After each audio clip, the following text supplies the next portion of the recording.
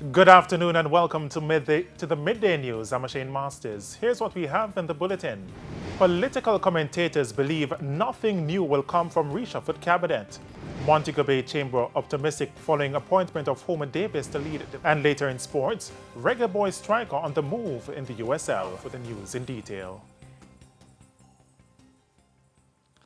We begin with news that the newly appointed members of the cabinet are now being sworn in at a virtual ceremony at Jamaica House. 15 ministers with portfolio responsibilities, 5 ministers without portfolio, and 68 ministers are scheduled to take the oath of office. We now go live to that ceremony. Last week, and they're almost ready to go. But it needs that kind of guidance. It needs dedicated ministerial attention to ensure that Jamaicans do come on board and participate fully in the national identification system. There are also administrative issues there as well that you will have to pay attention to.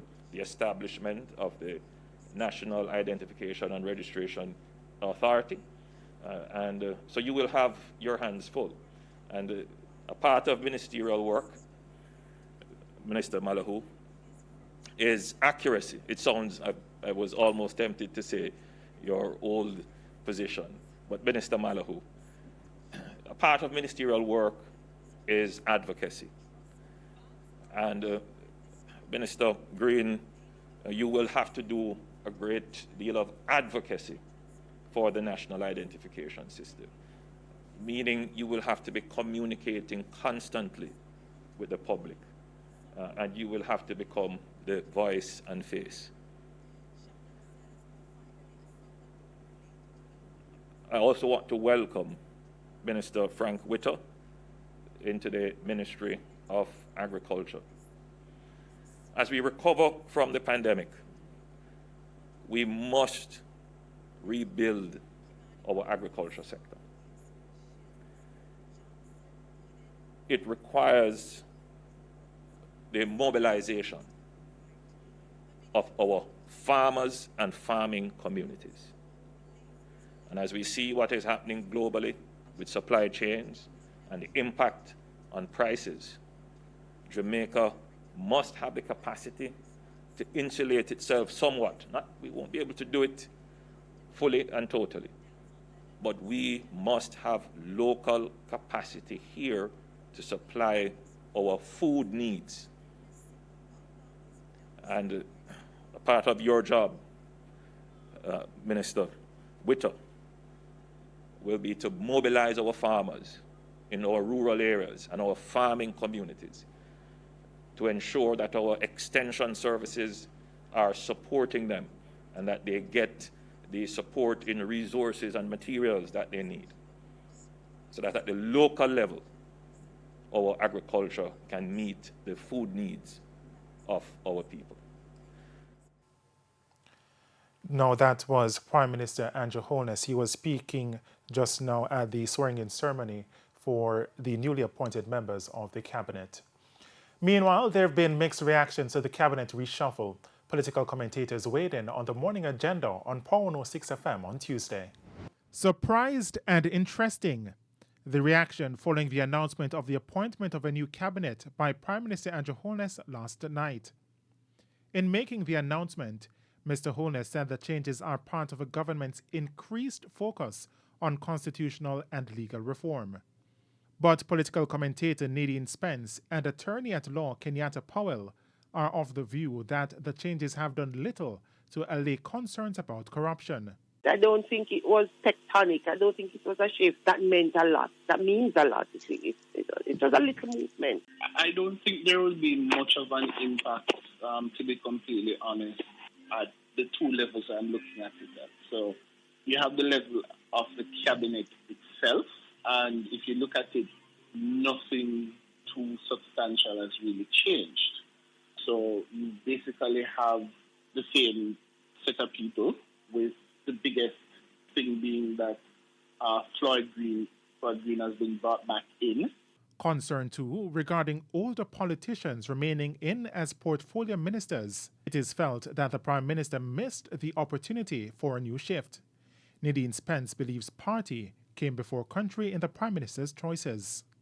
The seniors in the party, the older men who are there and have been there for a while, there's a certain duty that is owed to them that sometimes takes precedence over the national interest. And so I even though you would have wanted to see somebody like, some who are stepping back and allowing new blood, new ideas, fresh faces to step forward, we also know how party politics and loyalty and all of those things work. It has again raised the issue of age limits for government ministers. In another branch of the government, the judiciary, we have age limits for our senior most judges. It's 70 years old. And I believe also for the Director of Public Prosecutions, there is an age limit, a retirement age, right?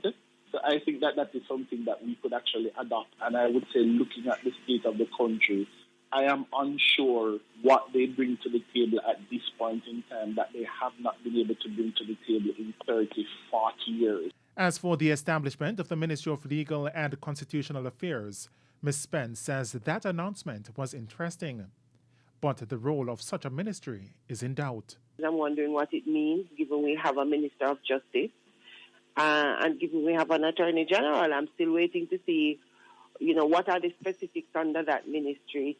Seems kind of a little bit something to watch, something to observe, to see what comes out of that. I think as well the movement of Robert Montague is something that people would have expected, given some of the challenges he's been facing in his ministry.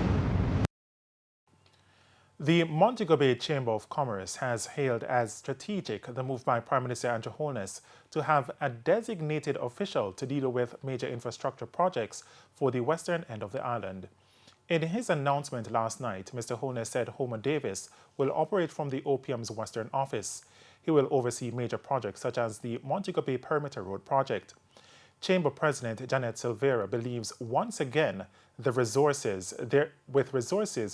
given the resources, there is no doubt that things will get done. Homer Davis is about to take on our very, very important projects to the development of Western Jamaica. And unless you have somebody who is going to ensure that these projects are carried through, you may face a lot of challenges. I don't think Homer alone can do it, obviously. So he will have to have a team that is equipped to carry out all of what needs to be done, because it's a big portfolio that he has been given.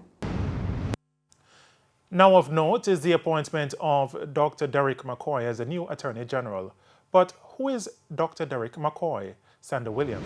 Dr. Derek Vincent McCoy is a former Contractor General of Jamaica and a former Dean of the Faculty of Law at the University of the West Indies Mona campus. A statement from the Office of the Prime Minister highlights that Dr. McCoy has significant knowledge and experience in law. Dr. McCoy served the Jamaica Bar Association as a member of its Subcommittee on Law Reform, the Legal Education Committee, and the Publications and Membership Committee. He was a member of the Editorial Committee of the West Indian Law Journal and a member of the University of the West Indies Council of Legal Education Joint Committee and Curriculum Subcommittee. Dr. McCoy was a founding member of the Jamaica chapter of Transparency International, a member of the Executive Committee and its first secretary. He is a member of the Jamaica Institute of Management since 1993, and he is also a member of the Chartered Institute of Arbitrators and a fellow of the Asian Institute of Alternative Dispute Resolution. Dr. McCoy is also a member of the Caribbean Alternative Dispute Resolution Chambers, providing ADR services for domestic and international disputes involving a range of sectors and practice areas across the Commonwealth.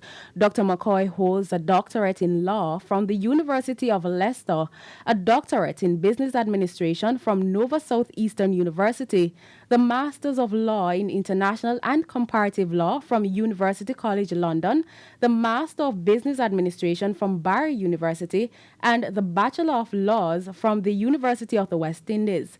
In 2016, Dr. McCoy was awarded the Order of Distinction in the rank of command for outstanding contribution to the legal profession and for public service in Jamaica. Dr. McCoy replaces Marlene Malahoo Fort, who was Attorney General for more than 6 years. She will be heading a new ministry, the Ministry of Legal and Constitutional Affairs. Sandy Williams, TVJ. And it's time for a break here on the Midday News. Stay with us. More stories when we return.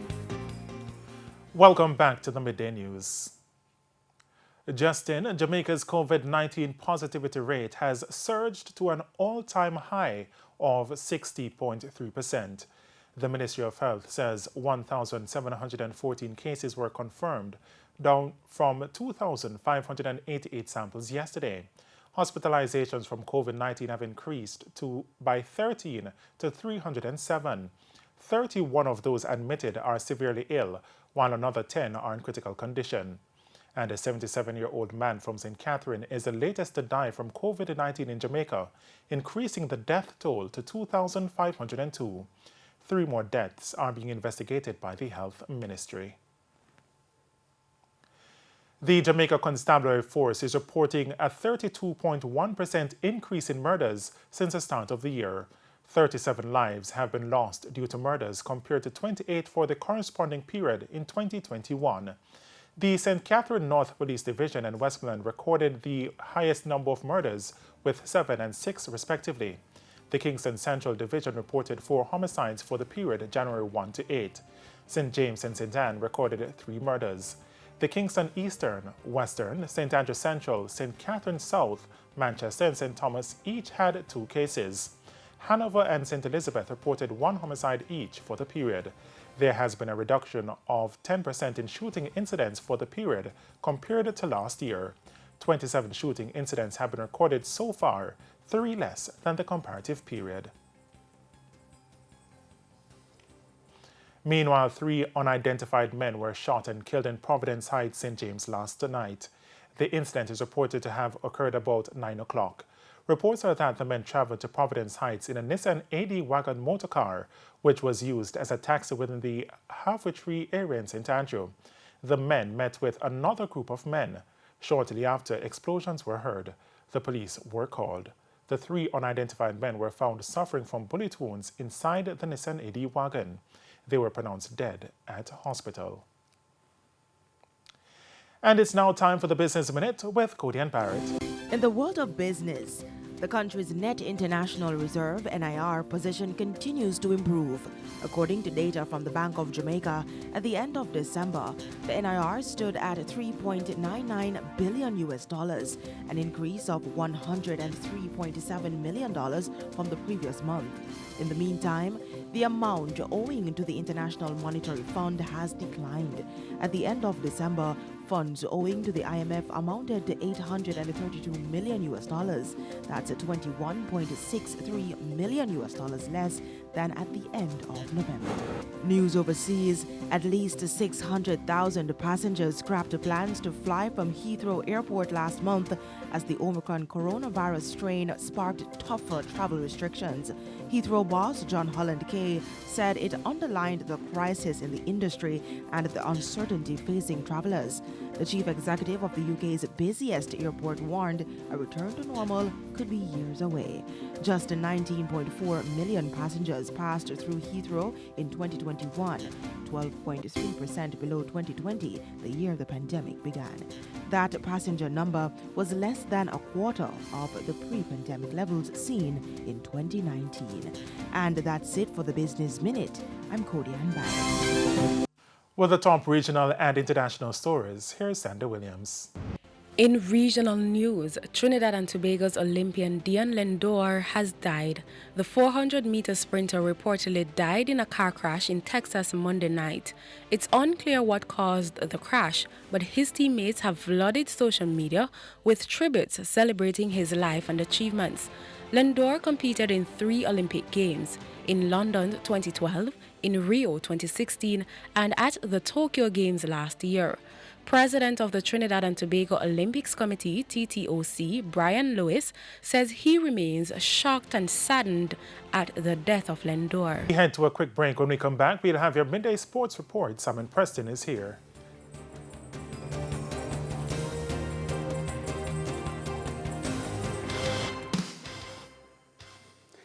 Welcome back. It's now time for Midday Sports. I'm Simon Preston. 2019 winners Jamaica College will battle Charlie Smith in the semi-finals of the Manning Cup at the Stadium East Field this afternoon. Kick-off is at 1 o'clock. At 3:15, Kingston College will face St Andrew Technical in semi-final 2. On Wednesday, the Da Costa Cup semi-finals will take centre stage as Dintil Technical plays Mannings, while Clarendon College battles Garva Maceo. At sports time, Nigeria were leading Egypt 1-0 in Group D action in the Africa Cup of Nations in Cameroon. Kalichi Iheanacho opened the scoring for the Super Eagles in the 30th minute. Sudan will face Guinea-Bissau in the other Group D contest at 2 o'clock Jamaica time. In the early kickoff, defending champions Algeria were held to a 0-0 draw by Sierra Leone. The competition continues on Wednesday with a slate of 3 fixtures. To England we go now as Reggae Boys defender Ethan Pinnock and Brentford will travel to the English South Coast as they face Southampton at St Mary's this afternoon. Brentford are 12th in the table on 24 points, while Southampton are 14th on 21. Kick-off is at 2:45 Jamaica time. On Wednesday, Reggae Boy Mikel Antonio and West Ham United will host Norwich City. To North America we go now as Reggae Boys striker Dane Kelly has signed with the Pittsburgh Riverhounds in the United Soccer League on a 1-year deal. The 30-year-old also has the option to extend his deal until the end of 2023. Kelly earned this deal after scoring 11 goals in 23 appearances for Charlotte Independence last season. Kelly is the all-time leading goal scorer in the history of the USL with 99 goals. Kelly joins countryman Kenardo Forbes at the Pennsylvania-based club. The former Tivoli Gardens player has scored 2 goals in 4 appearances for the Reggae Boys.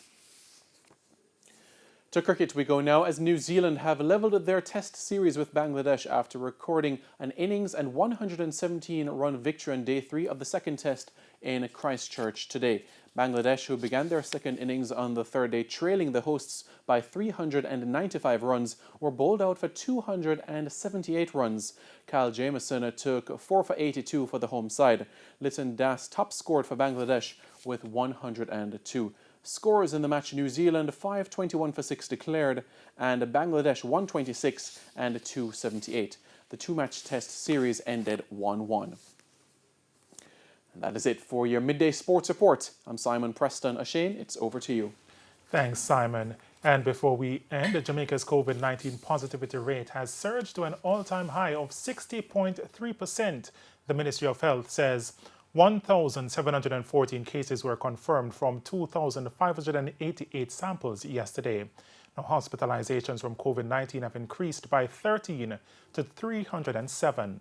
And a 77-year-old man from St. Catherine is the latest to die from COVID-19 in Jamaica, increasing the death toll to 2,502.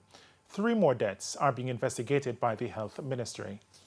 And that's the Midday News. I'm Shane Masters. Join us at 7 for Prime Time News. On behalf of the news, sports and production teams, good afternoon.